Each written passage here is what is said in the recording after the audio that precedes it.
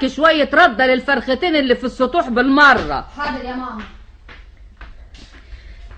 ادي احنا بقينا لوحدينا. اتكلمي يا ست وردة. والبكا لازمته ايه بس؟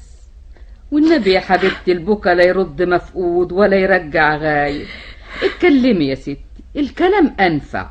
ابنك يا ست هانم، ابنك كمان. سكتي ليه؟ ما تكملي. ماله ابني؟ عمل ايه؟ شافوه مع بنت زكية في جنينة الشلالات. امتى؟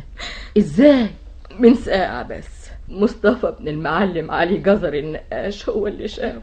يمكن بيكذب يا ست وردة، ولا يمكن بينه وبين كمال حاجة ولا محتاجة. أنا برضو قلت كده، لكن نقول إيه بقى في كلام الشيخ مكار؟ الشيخ مكر؟ والشيخ مكر ده يطلع إيه كمان؟ صابي عم محمد المصري المزين. مسمينه كده عشان غلبان وعلى نياته. إيه، ما هو الغلبان في الزمان ده بيهزقوه ويدسوه تحت الرجلين. طيب وبنتك زكية في البيت دلوقتي؟ رجعت من شوية وشها زي البنجر وحالتها حال. وكلمتيها؟ قصدي يعني قررتيها؟ ولا حياة لمن تنادي. دماغها وألف زلط إنها كانت بتزور واحدة صاحبتها في باب شاب. طب وكانوا بيهببوا إيه في جنينة الشلالات؟ ما قالكيش ابن المعلم جزر ده ولا الشيخ مكر؟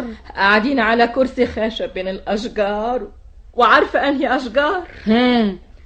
اللي ورقها نازل لتحت وعامل زي الستاير الدانتيلا. يا اختي واحنا مالنا اذا كان زي التنتيلا ولا الركامه؟ احنا في ايه ولا في ايه؟ ما هو الشجر اللي بالشكل ده يبقى عامل زي الخيمه، والناس قلالات الحياه بيقعدوا تحته علشان محدش يكشف بلاويهم.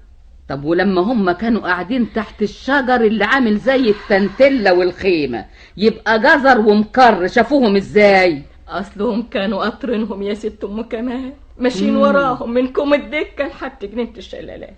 بقى كده. والمقروضه اللي تنشك في نن عينيها، عارفه كانت قاعده ازاي؟ قلعه شبشبها اللي ما حلتهاش غيره ومدلدله رجليها في الميه. ميه ايه يا اختي؟ هما كان معاهم جردة الميه؟ هس ولا كلمة، هو اللي بيفتح الباب. اتكلمي في اي موضوع تاني. وازيك بقى كده يا ستي وازاي ولادك؟ بيبوس ايديك يا ست هانم. لا مؤاخذة، انا كنت بحسبك لوحدك يا ماما. معلش، الست مش غريبة. شوف عايز ايه وارجع على اوضتك. ذاكرت لحد فين النهاردة؟ لحد خليجي زيدر زي. وبتدور على ايه؟ على سجادة الصلاة. هتصلي؟ ليه؟ لا